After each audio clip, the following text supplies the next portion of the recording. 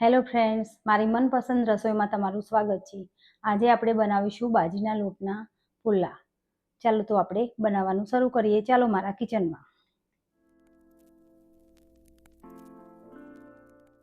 આપણે એક બાઉલ લઈ લઈશું, તેમાં આપણે દહીં લઈશું અડધી વાટકી જેટલું, અને આપણે કોથમીર લઈ લઈશું અને ઝીણા સમારેલા મરચાં લઈશું, અને આપણે દૂધી લઈશું। તમે કોઈ પણ શાકભાજી લઈ શકો છો, શિમલા મિર્ચ, ગાજર, ડુંગળી, પણ હું આજે દૂધી લઈને બનાવું છું। અને એમાં નાખીશું આપણે 1 ચમચી ચીલી ફ્લેક્સ નાખી દઈશું, સ્વાદ પ્રમાણે મીઠું નાખીશું, પછી ધાણા જીરું પાવડર નાખીશું, ગરમ મસાલો નાખીશું, અને અડધી ચમચી હળદર પાવડર નાખીશું, અને દળેલું મરચું નાખીશું અડધી ચમચી, અને એમાં થોડી હિંગ નાખી દઈશું, અને બધું મિક્સ કરી લઈશું આપણે।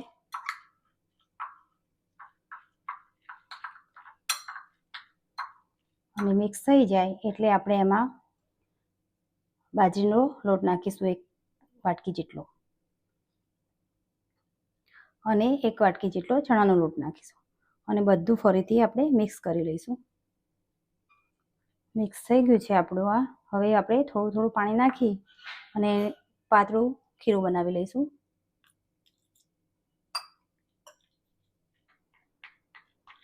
જો આપણું આ ખીરું પલાળી દીધું છે। હવે એને આપણે 10 મિનિટ રેસ્ટ આપીશું, ત્યાં સુધી આપણે એના જોડે ખાવા માટેની ચટણી બનાવી લઈશું। ચટણી બનાવવા માટે આપણે એક મિક્સર જાર લઈ લઈશું, એમાં આપણે કોથમીર અને ફુદીનાના પાન લઈ લઈશું, ધોઈને લઈ લીધા છે, બંને મિક્સ છે। હવે આપણે મરચાં નાખી દઈશું, તીખું જોઈએ એ પ્રમાણે મરચાં નાખવાના છે, અને સિંગદાણા નાખીશું, જીરું નાખી દઈશું 1 ચમચી, અને મીઠું નાખીશું સ્વાદ પ્રમાણે, અને અડધો લીંબુ નીચોવી દઈશું આપણે, અને આપણે હવે એને વાટી લઈશું।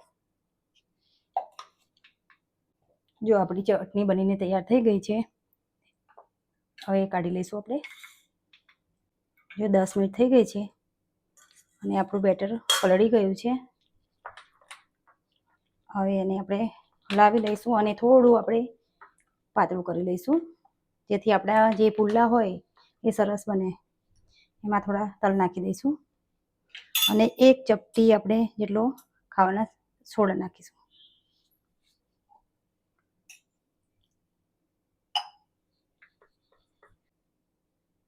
જો આપણે આ રીતનું બેટર બનાવી લેવાનું છે, ચમચામાંથી આમ આસાનીથી પડે તેવું।